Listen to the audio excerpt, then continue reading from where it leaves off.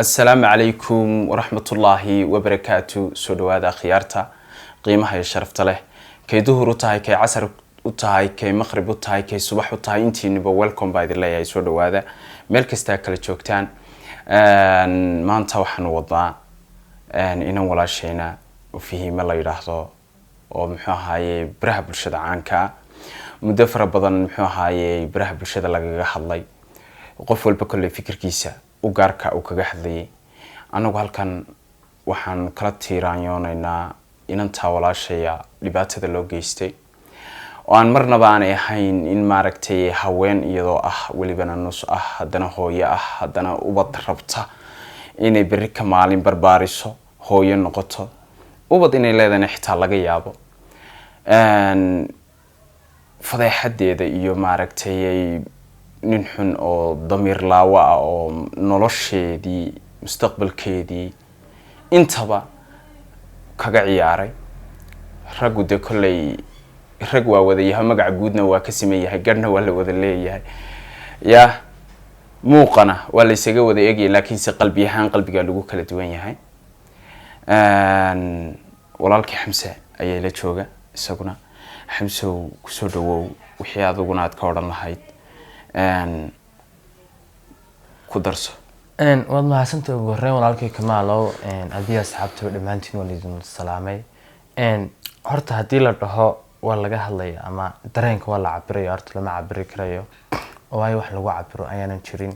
haddana intii karaankayga walaashay xagan waan kula qiiroonaynaa arrinkay martana waxaan isku dayi doonaa bal marxaladda ay ku jirto inaan yara istaagno marka nala socda videogeedii u dambeeyayna waan arki doonaa qaabka aan ula qiiroonana waan arki doonaa xagana waxaan ka leenahay walaashay boqolkiiba boqol waan ka xunay arrinka kugu dhacay marnaba ka raali ma nihin adiga iyo gabdhaha kale Soomaalida baan arkan ay ku dhacaan marka videogeedana nala arka insha Allah ha ilaahay ha u boogadhayo ayaan leenahay arrimahana kulli waa arrimo soo noqnoqday muddo fara badan habla badan oo inta la og yahay waaba inta maaragtay la yaqaano laakiin inta aan la ogeyn baa ka badan hablaha Soomaaliyeed inta la dhibaateeyo inta dib loo geysto inta tacadi loo geysto inta dib marayaan waxa u geysanaya waa raggii Soomaaliyeed waa walaalahood waa kuwa la dhasheen waa kuwa isku dhiig ahaayeen waa kuwa isku sinjiga ahaayeen waa adduun weynaha de inagu horta waxaan nahay dad islaamay nahay manihin sida dadka kale oo kale maaragtay dhaqamadooda kala Xamse milihin inagu oo dad islaamay nahay waxyaalaha qaar na diinta ka reebtay qofkii aan diin garanayna diintu aanay wixii ay ka reebtay aan garanayna te waabay kaba sii daran tahay oo muxuu ahaayay kaas wuxuu doono ku dhaqbaya oo qof aan garaad lahayn oo qof diin baa celiso diintii hadii aanu garanayn aanu aqoon dheeraad oo lahayn aakhiradiisa u baqayn qofku wuxuu doono sameynaya laakiin se qofku markuu diintiisa markasta uu ku xiriirsan yahay oo qof diintiisa muxuu ahaayay wixii la farayna ka hada wixii laga reebay na iska daaya wixii aan maaragtay la farayna raaca kulli qofkaas waxaan oran karaa waa qof maaragtay aan diin lahayn sida inanta u galay waana la qiiroonaynaa ilaahay ha ku boogadhayaan leenahay wax kale aan meeshan ka oran karnaa ma jirto wallahi xaqiiqatan waa wax laga naxo inan Soomaaliyeed oo waliba hooya in haddana saas lagu sameeyo kulli bal nala arka videoga insha Allah ugu dambeeyay soo duubtay ayaanu haynaa idinkuna bal nala eega iyadoo waliba maaragtay runahan qalbiga naga xanuunay anaga idinkana idin la wadaagno gaarsiino wanaaga kulli ilaahay waxaan uga baryayaa inuu ilaahay u boogadhayo nin wanaagsan oo muxuu ahaayay garabkeeda istaagana mar walba inuu ilaahay siiyo insha Allah waa sidaan muxuu ahaayay u rajeynayno bal waa kan videogeeda السلام عليكم مدعو سفرست إنا كهلا أربو حيتها سؤال ugu badan oo isku soo noqnoqtaa waxay ahayd adoo lagu kufsaday oo dibkaas lagu geystay maxaa u qarisay hadaa idin sheegaya weligii hooyaday waxa dhihi jiraan hooyo gabar kale maxaa iigu dhalibeysay maxaa kaliya ii dhashay kaliya ina idhishid ma gabar walaalaha u baana waxa idin jirta may adaa kun gabar adaa kun gabar iiga fiican adaa wax kasta ah boqoradaa tahay see inta u hortaga dhaca hooyo waa la ii xirfarcmee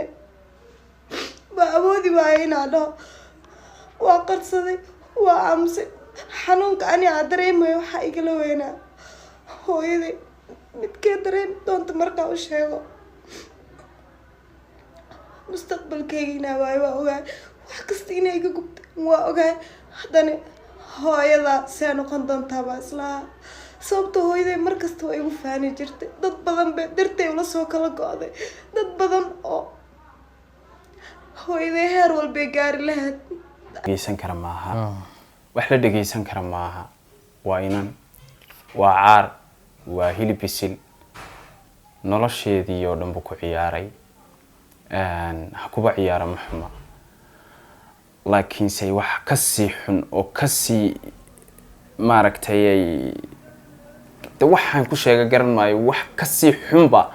muxuu ahaayey inuu maaragtay haddana video uu kasii duubtay ilaahay iimaanka ka qaad muu iskaga tago oo muxuu ahaayey xayawaannimo heer uu ka gaadhay inuu video ka duubtay ayuu gaadhsiiyey waa run hooyadu waa shayga ugu qaalisan nolosha iyaduna waa hooyay noqon doontaa mustaqbalkeedu ku ciyaaray hooyadeedii dhashay maxay maanta dareemaysaa kolle xaaladeeda in la ogaadaa wacnaan lahayd hooyadii dhashay inantu muxuu ahaayey waa kolley inan kalena lamay dhalan say sheegayso say kula tahay adiga niyo wallaahi wax la dhegeysan karayo wax la daawan kara xitaa maaha mise videoga ugu sii soconaynaa bal intaa hadhayna hooyaday heer walbay gaari lahayd ani dartay u gaari weyse inta u tago sidee ku dhahaa hooyo macaan hooyo igaraali noqo maaska aragto waa kasoo bixi waayo shalay keligay ahay maanta laakiin maanta waxay tusteen wiil kastoo soomaaliyeed inuu walaalkii yahay hooyaday waxaa dhihi jira hooyo gabar maxaa iigu dhalibaysa laakiin maanta adigaa walaal ii noqoteen kun gabar inay la dhalata aaminsanaa hooyaday ma awoodin inaa hortaga aadha hooyo see ku dhaha hooyo nolosheedii gabadhaa ku faani lahayd rajadaadi waa khasaartay waa awoodi waayo